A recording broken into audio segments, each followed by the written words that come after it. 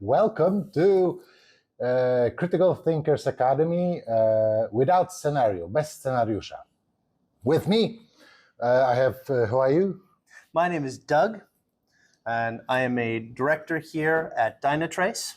And I am not Doug, I am Michał, a director here in Dynatrace. And today we will talk about misinformation. I think that's a great topic. I think it's one that, especially in today's world, affects all of us a little bit more than perhaps it has before.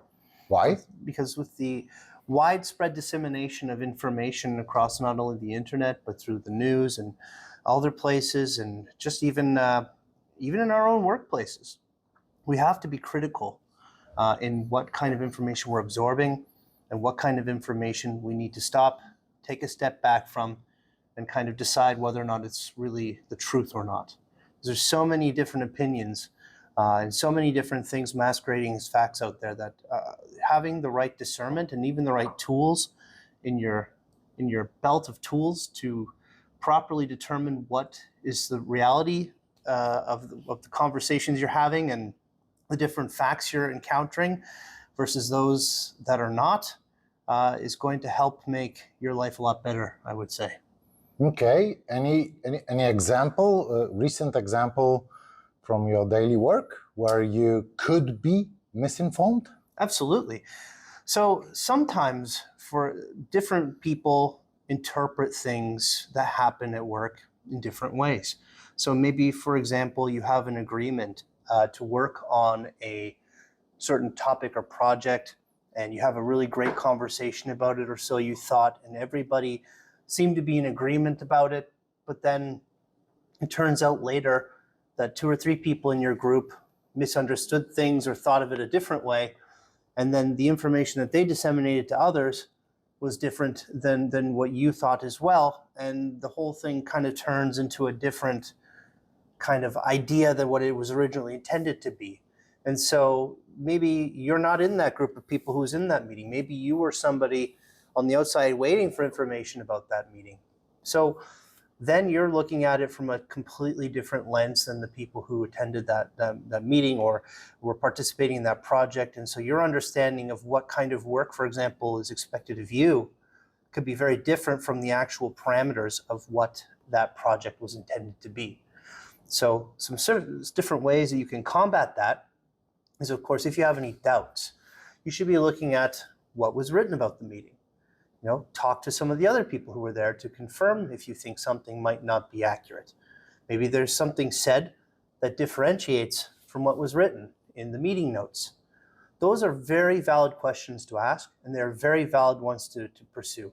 It's not offensive. It's not inappropriate. I think it's everybody's responsibility to follow up on things that you're not sure about, because otherwise, you might be devoting your efforts to something, or your beliefs even, to something that might not necessarily be what's required. Okay, got it. I recently had a situation where my friend told me about a recent change that was happening in his company, where a lot of administrative effort was added to their daily software engineering work. They have to record all the tasks. They have to plan everything on a specific day of a week, etc., etc. And obviously he was a little bit complaining about it because they never had to do it. And right now everything sucks because they have to do it. And it takes their time to work on the tasks.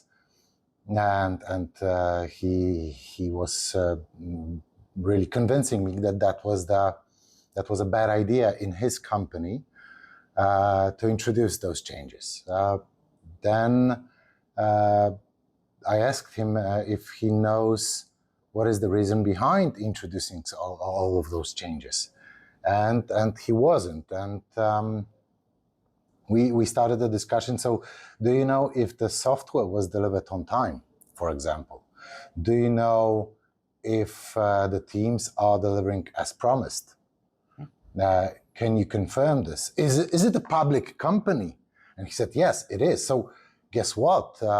all of the stakeholders are requesting for that kind of a data.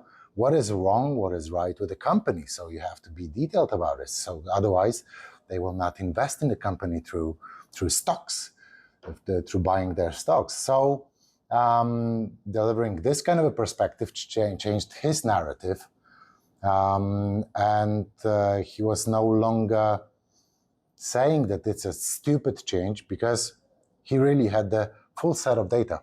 That's great. Okay. Also, I wanted to share a little bit less engineering example of misinformation, which I see a lot in the media, especially. It's a framing effect. You know that one? Of course, yes. Framing effect. Let me explain it on some pills, like, I don't know, Advil or Ibuprofen. Let's say that the description for the pill says that in 95% of the time, your headache will be gone. But also, it could be written in 5% of the time, you may have dizziness and other not recommended effects. Sure. And depending on how you will deliver this message to the audience, they will say, oh, it's something that I don't want to take because it may cause something that I don't want. Mm-hmm. Or this is something very good and I have a headache, I want to take this pill and it will work. So framing effect is when you use the data to manipulate the audience. And the countermeasure for this one is to really ask for the raw data. What is the raw data behind the message you are delivering? Because I want to see the full scope of everything that you tell me. Mm-hmm. Because that's something that is a pain in the neck, pain in the neck of a lot of companies. The way you deliver the data in your presentation is giving you more chances to satisfy the audience, but not really to get to the proper solution. So you will achieve what you want to achieve, but it's not the best for the company, for example. That's a fair point. Any examples from your side? A great one, actually. A lot of, for example, car producers who offer an electric solution often will give a certain amount of mileage that you can expect to get out of the vehicle on an electric charge.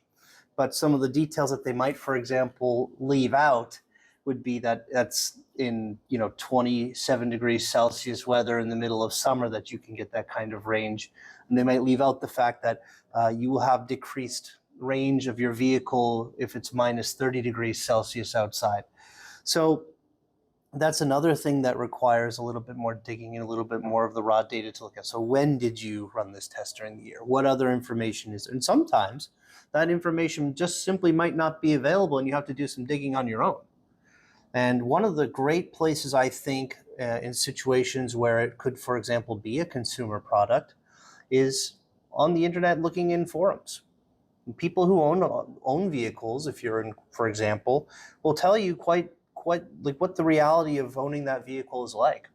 And I think that's a great place. So talking to people with experience in certain subjects can always help you determine what might be true and what's not. But of course, you always want to make sure you're talking to somebody you trust, because as we all know, everybody's got an opinion on something. And I think that that's probably a pretty good example of the framing effect as well. Like, you can get more range than any other vehicle, but they leave out the fact that it's within this vehicle type. Okay, one challenging question. Sure. You said about trust. Trust. How can you trust somebody in the internet? Well, the thing is, you wouldn't want to peg it all on one person. You want to go for consistency in data. So if you go on a forum and you see about 100 different opinions and 87 of them all say the same thing, and the rest of them say something different, then it's likely the case. And I mean, you want to always go with multiple sources, right? So, for example, there will be bias as well. Bias is another thing that needs to be overcome in data. So, for example, if you go to a fan page for a certain for a certain car, chances are most people are going to be saying only good things about it because it's a fan page. So you want to make sure that you're getting your data from multiple sources. Typically, I like to look at least 3, and I try to look at one from both sides of the spectrum if possible, and one somewhere in the middle, so that I can better discern what might actually be reality versus what's not. And of course, there are some trusted places, of course, that you can get data from as well.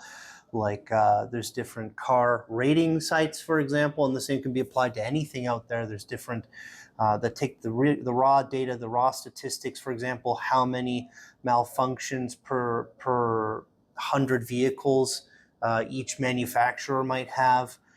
You can take numbers like that and use that as a pretty good gauge in conjunction with the other information you're finding as well, to paint a little bit of a better picture of what the expectations you should be setting for yourself are with that vehicle.